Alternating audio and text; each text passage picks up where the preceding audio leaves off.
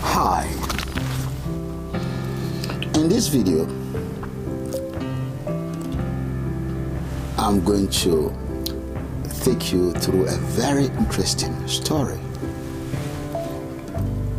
Interesting in the sense that it's a life experience of someone, but you will be learning some lessons along relating to the connectivity or what connects law and technology and human behavior.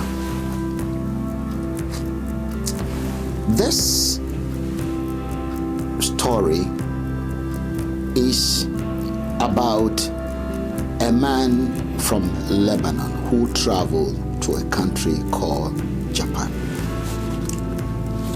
This man was to go on a journey of 6 days.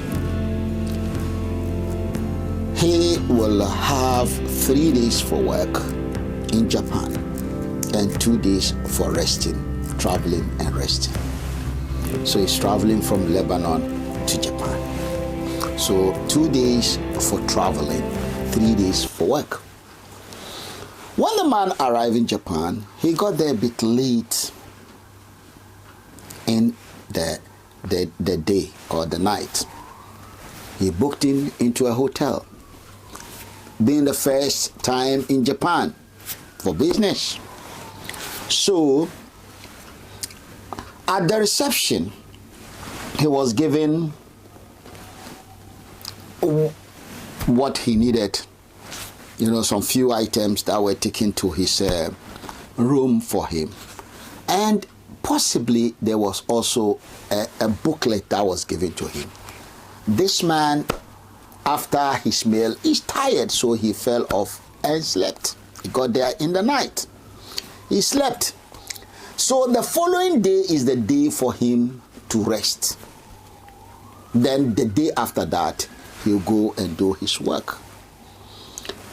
The following day, he woke up, slept a bit late into the day. He checked into the window and he saw a very beautiful open space in the middle, just middle of where you have a big swimming pool. When this man saw the swimming pool, he asked himself, such a nice day, nice weather, I'm doing nothing by myself alone. So why don't I take a dip? He put on his few things he needed with his towel, went into the water.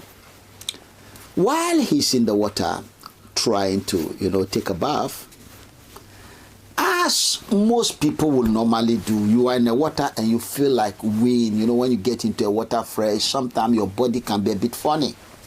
So he decided to release it. So he allowed the wind to go.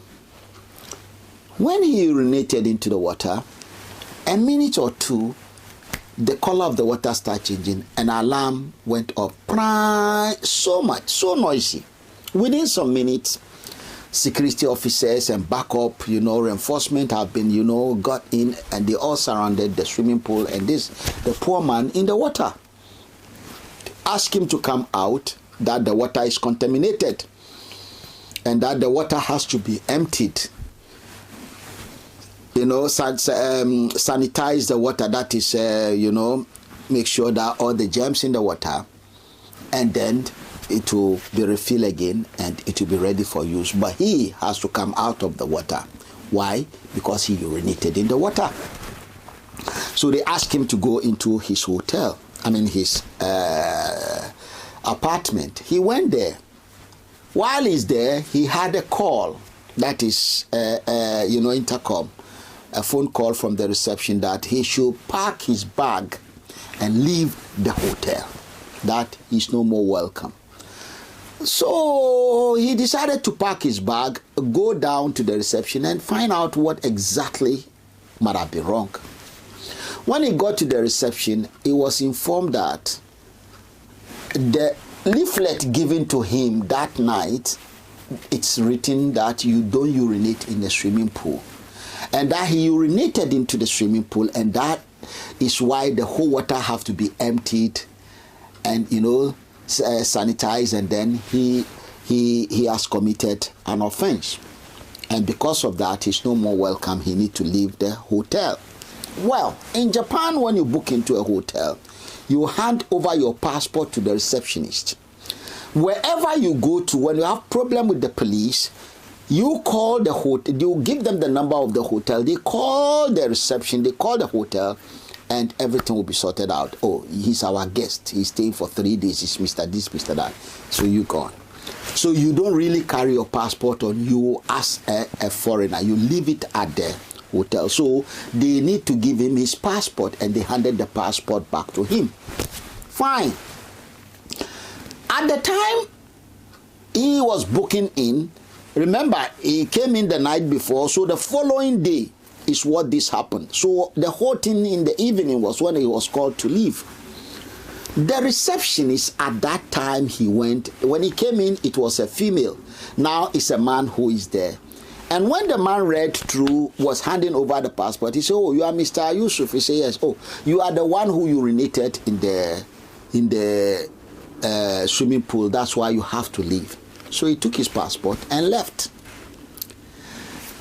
Then he has his luggage with him, so he's a bit worried. What should he do? So he has his money. They are not going to charge him more than what he has already, spent in that hotel. So he decided to book another hotel from the restaurant where he was resting. When he called the hotel that he needed a place, they say, "Yes, there's a place." So he, took a taxi and got there. But when he got there, they've done everything they have to do. They took his passport. They opened the passport, check in the passport, they look at his face, and then they turn around to tell him, "Oh, there is no room for him. There's no apartment for him in the hotel." He said, "Why?" And so he urinated in the swimming pool. In the other hotel, he said, "Yes, he urinated there." So he did this, repeated itself for about 2 or 3 more times. That night, because it's late, he has to sit in a restaurant that was running 24 hours till the following day, which is very inconveniencing. So the following morning, the morning after that, the man is supposed to be doing his business. He's now spent about 3 days moving from hotel to hotel and struggling. So he went to the Lebanese embassy. At the Lebanese embassy, he told them what has happened, and they said, "Oh yes, they are aware of this kind of problems." Unfortunately, he's supposed to know because they gave him a leaflet that he doesn't know.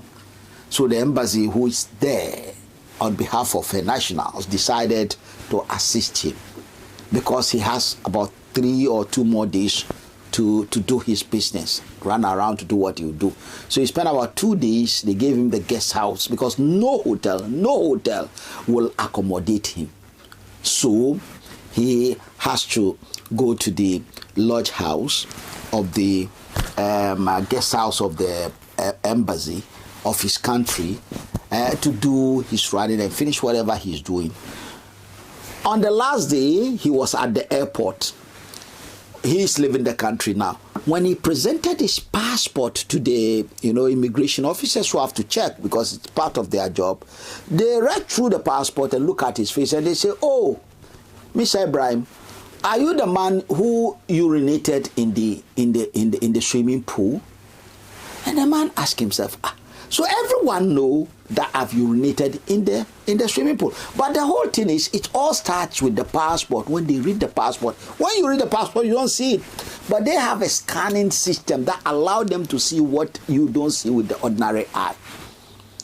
So even if this man, so he is happy he's leaving the country, and it seems they are telling him, when you go, never come back again. It is in his record. As long as he's holding that passport for the next 10 years, it will show that he has urinated in a swimming pool. And that is something the hotel put in, and it's everywhere. For 10 years, and if he's applying for visa again from Japan, it will show that he urinated in the swimming pool, so don't give it to him. Now, Imagine if it's a crime. That's where you see differences in law. The primary law in Japan is different from the primary law. You remember our primary and secondary law in Lebanon. This man might not have had that as his first time of urinating in a swimming pool. And a lot of us do it when we are in the water. Whatever you are doing, you just feel you are free, so you do what you want to do, as long as people will not see it. That then tells us that every human being is a potential criminal, will be an offender if they believe they will get away with it. The fear of being caught by the law is why nobody. Do you think this man will want to do that again if he get opportunity? Of course not. But look at it. Let's go back to it all again. It all started from coming in.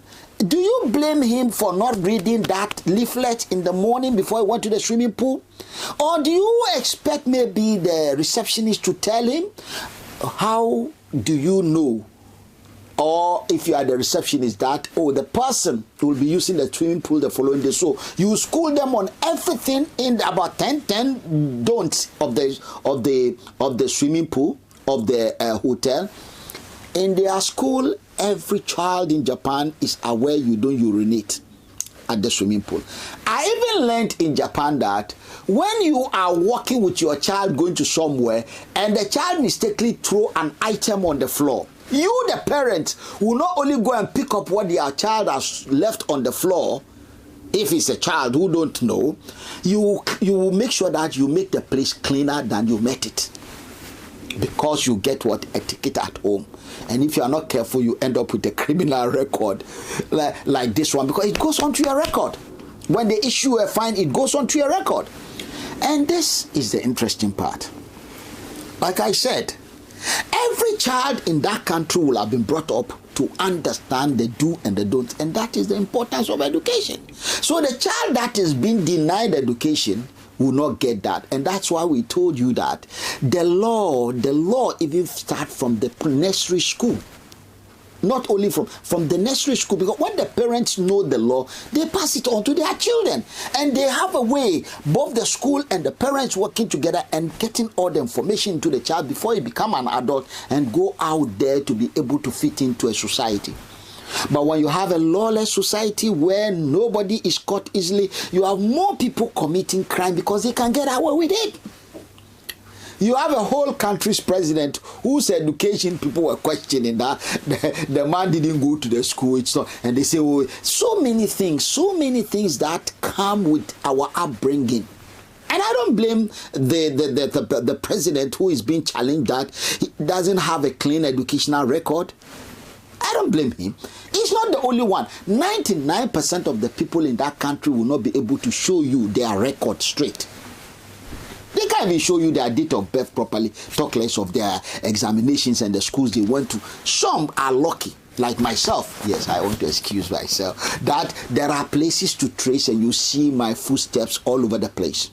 I'm just lucky, and my generation is a bit different from that of the president. Their generation at that age is totally different, and he did very well. Went to America, became an accountant. He did very well, but their question mark are long. Anyone who can get away with breaking the law will try to break it.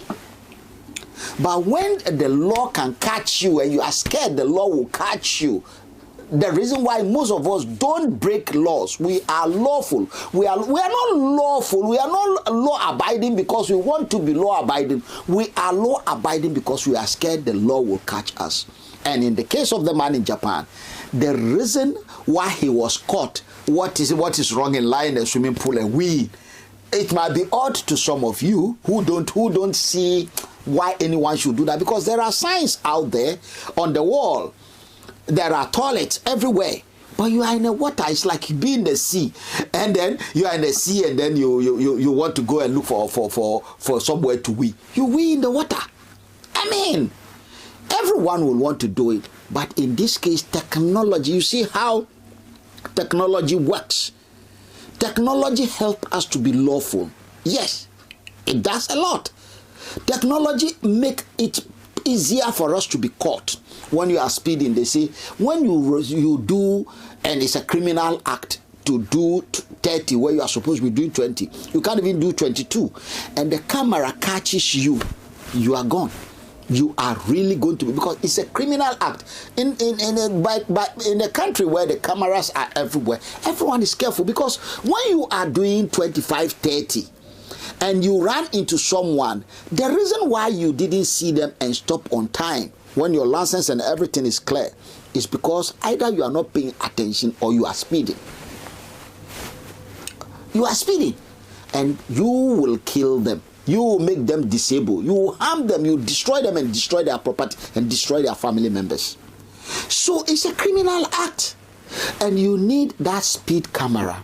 When everyone, I drive a lot, and anytime I'm driving, well, because maybe I do more of driving than ordinary person, we know where all the cameras are. So when you are getting there, you start slowing down. You just start slowing. And they've done something in some part that every 3 minutes, every 2 minutes of driving, you are coming into another camera. You are coming, and it's all 20, 20, 20, 20. You don't even know how. At a point in time, you start telling yourself that, boy, I don't want, because when they get you after the first warning, in fact, the first punishment is worse enough, and you have 2 years to clear yourself. When they get you for the second one, you might even lose your license. And when they give you points, your insurance goes up, everything goes up, everything goes up. You may not even get certain jobs. You are a criminal because you were caught. So let us bear in mind, technology in the modern world may look, and a lot of people don't like it. They don't like it because they are likely to be caught, and they don't want to be caught. It has a lot of positive things. A lot. You look at it from the other side. As I do explain to people who say, you are too slow, I say, boy, look at it. These are the consequences. How do you imagine your mother or your father is crossing the road, and there's a zebra crossing? Because I'm doing 30, I couldn't stop, and I ran her over. Even when there is no zebra crossing, if you see a human being, you stop. If I want others, when they see me crossing, whether I'm blind or not, they should stop. They should stop. If I wish they stop for me, the business of doing good, it's up to me to stop for them. But you can only stop when you are doing 20, when you are not doing too much speed. And when you are supposed to do 30, provision will be made for you to stop so that others will cross, or they will cross over you. I think we have said law struggle in the absence of technology. And this is another thing we'll be coming to talk about when we look at the challenges around elections across the underdeveloped countries, especially West Africa. The problem has more to do with technology. Technology will solve most of this problem, because you can't finish election every day and people are going to court. We'll come and talk about this. Once again, the chicken or the egg, that's the problem here. Which one do we do first?